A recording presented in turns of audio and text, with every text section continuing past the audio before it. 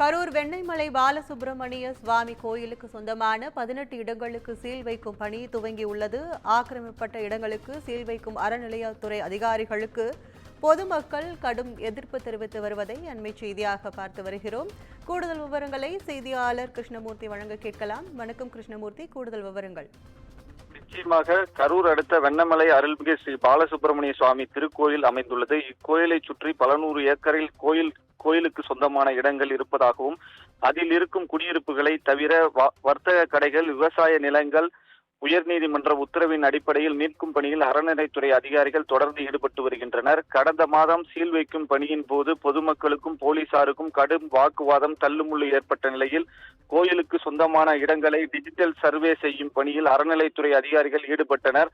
இந்நிலையில் இன்று காலை அப்பகுதிக்கு வந்த இந்து சமய அறநிலைத்துறை அதிகாரிகள் திருப்பூர் உதவி ஆணையர் ரமணிகாந்தன் தலைமையிலான அதிகாரிகள் பலத்த போலீஸ் பாதுகாப்புடன் வர்த்தக கடைகளுக்கு சீல் வைக்கும் பணியில் ஈடுபட்டு வருகின்றனர்.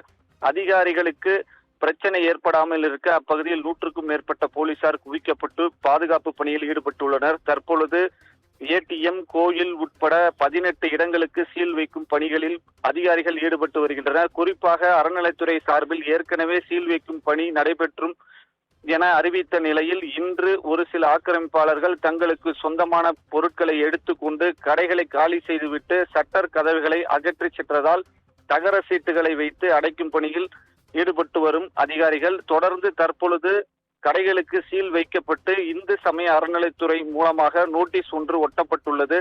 அதில் இந்த இடமானது இந்து சமய அறநிலைத்துறை கட்டுப்பாட்டில் உள்ள அருள்மிகு ஸ்ரீ பாலசுப்பிரமணிய சுவாமி திருக்கோயிலுக்கு சொந்தமான இடமாகவும் இதில் அத்துமீறி உள்ளே நுழைந்தால் சட்டப்படி நடவடிக்கை மேற்கொள்ளப்படும் என தெரிவிக்கப்பட்டுள்ளது. கற்பகம், இதனால் அப்பகுதியில் பெரும் பரபரப்பு ஏற்பட்டுள்ளது. விவரங்களுக்கு நன்றி கிருஷ்ணமூர்த்தி.